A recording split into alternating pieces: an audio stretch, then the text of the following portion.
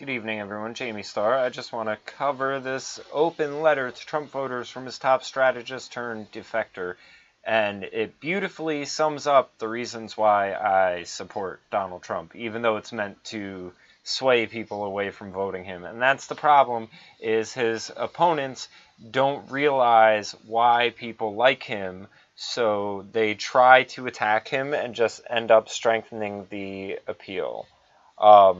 So let's go through this.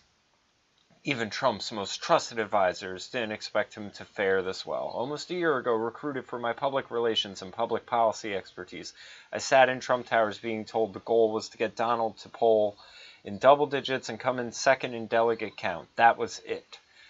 The Trump camp would have been satisfied seeing polling at 12% and taking second place to a candidate who might hold 50%. His candidacy was a protest candidacy.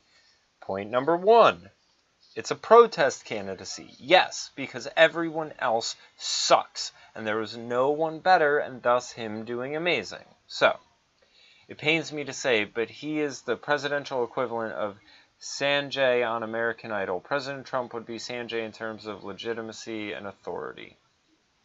Okay, I don't know who this Sanjay is, but because I don't know who they are, I assume they're not good and not important, and everyone knows Trump by name. He's a household name.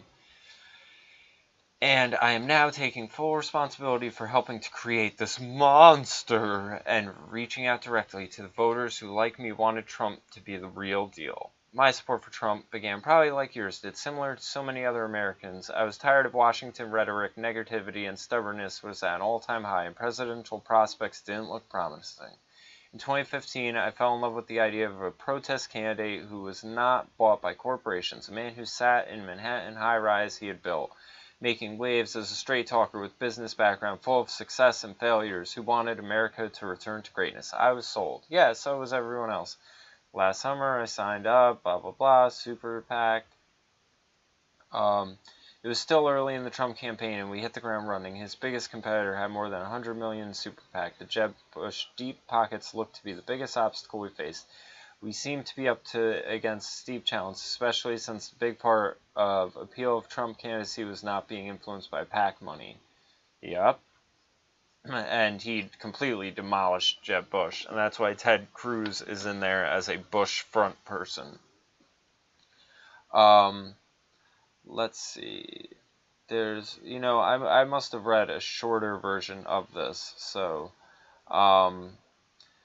let's see. She goes on about the Megyn Kelly thing. That was inspiring to me. It wasn't long before a day. The phone was buzzing and head shaking because Trump had said something politically incorrect the night before. I had been around politics long enough to know the other side will pounce on every opportunity to smear a candidate, but something unsurprisingly and absolutely unexpected happened.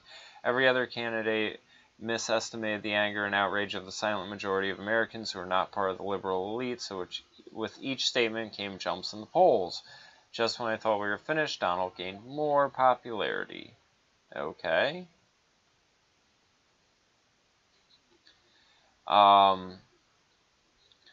Ignoring the fact that Trump at the time tweeted this timestamp 4:37, the latest news reports had already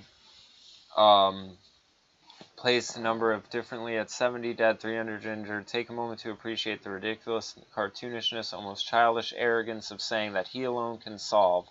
Does Trump think that he is making a cameo on WrestleMania? This is not how foreign policy works for anyone, ever. Actually, Trump has a lot of good ideas as far as how to stop ISIS, and yeah, you could stop them. We could stop fucking funding them. We run them. The CIA runs them. So yes, the president could easily stop ISIS. Putin came through and shut shit down, so this whole, he can't do it because no one can do it attitude is superhero powers. I alone can solve problems are not real. They do not exist for Batman, Superman, or WrestleMania. What the fuck is this woman talking about? Oh. I'll say it again. Oh, okay, I think here's where we're getting into the good stuff. I'll say it again. Trump never intended to be the candidate, but his pride is too out of control to stop him now. Yes. And see, this is what I want. He does not want the White House. He just wants to be able to say that he could have run the White House. He's achieved that already and then some. If there's any question, take it from someone who's recruited to help the candidate succeed the very initially wanted him to do so. The hard truth is, Trump only cares about Trump. That's a plus. Now, let me continue through this and I'll explain. And if you're one of the disaffected voters, one of the silent majority like me, you want a candidate to be your voice, I want to speak to you directly as one of his biggest advocates and supporters. He is not that voice. He is not your voice. He is only Trump's voice. Well, what if I agree with what Trump's voice is saying? Trump is about Trump, not one of his many wives, not one of his pieces of ass. He is at heart a self-preservationist. That's great. In fact, I will tell you, people are not aware of Trump campaign's internal slogan, but I will tell you, stolen from a make-believe television presidency on the West Wing where Martin Sheen... What? Let Trump be Trump. What's wrong with that? I mean, okay. So, what she's fucking getting into here, and I'm not even going to bother because, again, this is all like equating it to TV and Batman and pop culture and, you know, saying he doesn't know policy or have humility to admit what he does not know. I'm sure if he doesn't know something, he'll fucking hire a handful of experts to figure it out. Here's the thing. Her main point, especially when I saw the little quotes from all of this, is, and you know, she's just saying it's all a character and everything like that. But the ego thing and him being a self-preservationist, if he's making all of these promises that he's going to make America great and everything like that, and that's his MO and the track he wants the country on, and his ego and his pride are on the line, then I think he's going to do better than the rest of them. Because, you know, you see George Bush after being in office being like, well, why did the economic collapse have to happen on my watch? You know, these guys don't give a shit. They have no personal stake invested in it. They just see, you know, America's a fucking train on a track and they're just the ones fucking, you know, conducting the sightseeing tour. Like, they're just the ones being like, oh, yeah, the economics, that's not doing too good. Oh, yeah, we're going to this war right now, you know. Oh, yeah, we're going to invade Libya, invade Syria. You know, they're just the ones sort of narrating while the train is on a track. If Trump has his ego invested into this and his reputation invested into this, like he even came out and said, I don't even want to get paid for doing this. I'm just going to do it. Then I don't see him fucking failing. Everyone else is fine with it failing. Obama's fine with black unemployment doubling. Bush is fine with the towers coming down and all that. They just see it all as what's supposed to happen. Trump's not cool with that. He's not a globalist, and he's not going to have his reputation on the line as the one who, you know, allowed this to go on or allowed, you know, ISIS to attack on our watch and everything like that. If he's personally invested in it, and that's again the crazy thing where she's trying to say, well, he's not personally invested in it, but it's all pride and ego. There's a disconnect. Your pride and ego are your personal stake in things, how you view yourself and everything like that. So it obviously, you know, she's just trying to shit talk him. You know, the problem is with characters, they say stuff on soap operas and sitcoms and reality competitions, not political legacies. Trump made me believe until I woke up. He has no problem abusing your support the same way he's cheated hardworking men and women out of millions of dollars, which now he's being sued. By who? I am unaware of any lawsuits. Let's see.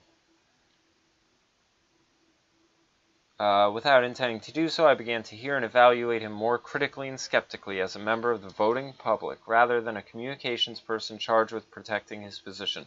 I no longer felt that he was the leader of the country looking for and found myself aching, really, for policy substance that went beyond building a wall and making Mexico pay for it. Well, he's released a healthcare plan, a tax plan, and all these other plans. So, again, he has lots of policy points. And one of his other ones that I really love is generally, on issues that are supposed to be states' rights issues, he wants to hand the power back to the states. He doesn't plan on the president being the supreme dictator. Um, oh, everyone's angry. He's tapped into the unprecedented angry. I've started to see a trend of incompetence and deniability. Oh, and here's the fucking intern photo containing World War II Nazi black, like this Nazi shit and everything else. It's, oh my god, this is the same shit. Who's paying her now? That's what I wonder. I bet she got hired by Hillary and George Soros and all of them and is now fucking doing shit for them. This is ridiculous. So, well, like I said, ego and fucking personal pride and everything is the reason why Trump will do better than everyone else, because no one else has an ego. Fucking Bernie Sanders is the ultimate beta male, so is Ted Cruz, so is the rest of them. They're all a bunch of beta males, and Trump is the only alpha in the group. She didn't say anything in here that was any groundbreaking revelation. She just spewed off the typical leftist talking points. And, he's, oh, build a wall. We can't build a wall. Oh, he said some mean things about Megyn Kelly. Oh, this, and that. Oh, Trump's not really Trump. Trump's a fucking character, Hercules. Like, this is ridiculous. At no point was there ever anything in there where she's like, oh yeah, I was on the inside and I know he's making backdoor deals with so-and-so and this one and this one and this one. There was no revelation of anything. This was just her being like, oh, it's just his ego. He doesn't know what he's doing. He couldn't handle this. The same shit everyone's been saying. And she doesn't realize that what she's saying is the reasons why people like him. She thinks it's a bad thing. Everyone else sees it as a good thing. It's that simple. So, I hope everyone enjoyed. Feel free to check out this article. I know I didn't read all of it, but, I assume everyone knows how to read, so you can check it out yourself. This fucking moron. Yeah, alright.